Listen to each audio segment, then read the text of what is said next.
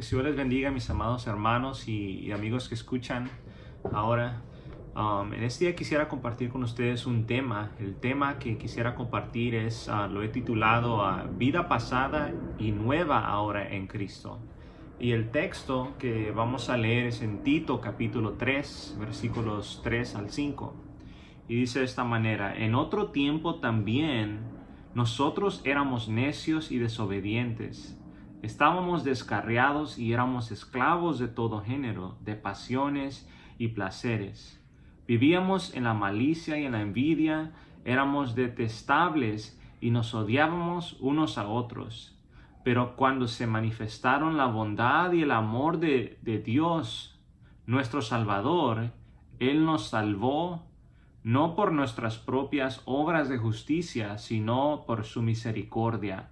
Nos salvó mediante el lavamiento de la regeneración y de la renovación por el Espíritu Santo. La epístola o la carta a Tito es con el propósito de poder orientar al pastor joven Tito en sus responsabilidades en supervisar las iglesias en la isla de Creta. Tito era un creyente griego, probablemente convertido por el apóstol Pablo. En esta carta Pablo instruye a Tito en cómo organizar y cómo guiar las iglesias que se encontraban en Creta. La gente en Creta en ese entonces estaban viviendo vidas en pereza, en glotonería y en mentira y en maldad. Y esos eran creyentes que ya habían venido a los pies de Cristo, que habían tenido un encuentro con Cristo, pero aún estaban viviendo con estas clases de deficiencias en sus vidas. Pero Pablo instruye a Tito para enseñar a las iglesias en Creta, en cómo debían vivir vidas disciplinadas y en orden en la sociedad en la que los encontramos. Más bien en las que se encontraban los hermanos en Cristo en este entonces en la iglesia de Creta. El primer punto que quisiera compartir con ustedes sobre el texto que leímos al principio es de que Pablo le da un recordatorio de cómo vivíamos en otro tiempo. De cómo vivíamos en otro tiempo. La vida pasada que vivíamos en otro tiempo, ¿verdad? Antes de conocer a Cristo. Tito, como un líder y ministro de la palabra de Dios, el apóstol Pablo lo instruye a que él debía recordar a los creyentes que se encontraban en iglesias en Creta, cuál era el estado de sus vidas antes de conocer a Cristo. Que sus vidas antes de venir a Cristo era una vida en pecado, que estaban apartados de Dios. Y el apóstol Pablo hace mención de algunas palabras que resaltan en el texto. Y una de ellas es de que el apóstol Pablo les dice que ellos vivían como necios, como insensatos, ¿verdad? En la versión que leímos dice que vivían como necios. En la Reina Valera dice como insensatos. Esa palabra insensato o necio significa sin sabiduría, significa sin conocimiento de Dios, sin sentido de buen juicio, sin madurez, no capaces de aprender de los errores cometidos y los cometíamos en un ciclo. Y también quiere decir que conocíamos de nuestros actos, que ellos traían consecuencias, pero aún continuábamos en ellos, ¿verdad? Conocíamos que lo que hacíamos era malo, pero aún continuábamos en el pecado porque éramos esclavos del pecado, ¿verdad? Por esa razón, ¿verdad? El apóstol Pablo dice, vivíamos como insensatos antes de conocer a Cristo, ¿verdad? Sin sentido de buen juicio, como por ejemplo en Nínive, los hombres de Nínive, que el Señor le dijo a Jonás que los habitantes de Nínive no conocían entre su mano derecha y su mano izquierda, porque no tenían juicio de qué era el bien y el mal. Tanto era el pecado que había en ese entonces, en esa ciudad. Otra palabra que resalta aquí en el texto es de que el apóstol Pablo le dice a Tito que les recuerde que vivían como rebeldes, ¿verdad? Rebeldes, que significa resistiendo las autoridades, ¿verdad? En esto podemos encerrar que la autoridad es Dios y los hombres, ¿verdad? Que están sobre, por ejemplo, los gobiernos, la policía, los alcaldes. Estos son las autoridades. Y antes de venir a Cristo vivíamos en rebeldía, oponiéndonos a la autoridad de Dios y también a la autoridad establecida por Dios, el gobierno, que vemos en la carta de Romanos, que Dios la estableció para poder castigar a los malhechores, para poder hacer justicia en la tierra. Otro de las esta palabra rebelde también es una palabra que significa que una persona rebelde es difícil de educar, ¿verdad? Una persona que es rebelde es difícil de dirigir, de controlar, porque no obedece a lo que se le manda, se opone a la autoridad. Y esta era la manera en que vivíamos antes de conocer a Cristo. Otra palabra que el apóstol Pablo hace notorio en este pasaje es de que vivíamos extraviados o descarriados, ¿verdad? En la escritura que leímos, ¿verdad? Dice que vivíamos con placeres, en pasión de todo género y placeres, ¿verdad? Practicando esto, extraviados y descarriados. Estas palabras significan que estábamos perdidos del camino y con costumbres desordenadas, ¿verdad? Estábamos descarriados, dice la escritura, descarriados. Vemos también que el apóstol Pablo nos dice aquí que vivíamos como esclavos de pasiones y deseos de bienes materiales o terrenos, ¿verdad? Pero en especial con deseos desordenados. Y éramos esclavos de tales cosas, siendo dominados por tales deseos para vivir de ellos y sentirnos mejor de nosotros mismos. En dominio de Satanás, sin libertad y sin voluntad propia, sometidos en practicar el pecado. Esta era la manera en que vivíamos, esclavos del pecado. Que había una ansiedad en nosotros de practicar el pecado porque éramos dominados por él. Y más bien éramos dominados por el príncipe de este mundo, por Satanás, ¿verdad? Por Satanás. Otra palabra que el apóstol Pablo menciona es que practicábamos, ¿verdad? Practicábamos la malicia, dice, vivíamos en la malicia y en la envidia.